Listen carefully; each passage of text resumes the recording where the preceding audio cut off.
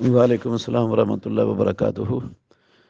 میت کے گھر میں جب میت موجود ہوتی ہے تو گھر والے مصروف ہوتے ہیں اس کے غسل کفن قبر اطلاعیں دینے کے حوالے سے۔ صدمہ بھی ہوتا ہے، وہ کھانا نہیں پکاتے۔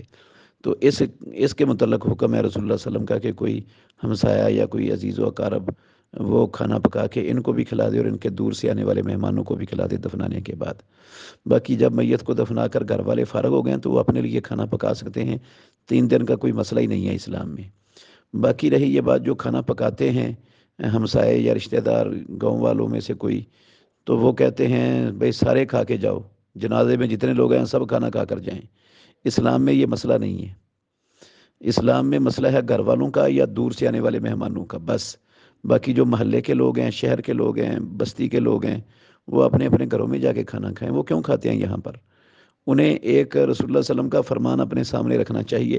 سنن ابو داود میں حدیث ہے، جریر بن عبداللہ بجلی رضی اللہ عنہ بیان کرتے ہیں کہ ہم رسول اللہ صلی اللہ علیہ وسلم کے زمانے میں میت کو دفنانے کے بعد میت والوں کے پاس آ کر، میت کے گھر والوں کے پاس آ کر کٹ کرنا اور ان کی طرف سے آنے والوں کو کھانے پکا کر کھلانا نوحہ شمار کرتے تھے۔ تو نوحہ تو جاہلیت کی رسم ہے، محمد الرسول اللہ صلی اللہ علیہ وسلم نے تو اس کو ختم کر دی ہے۔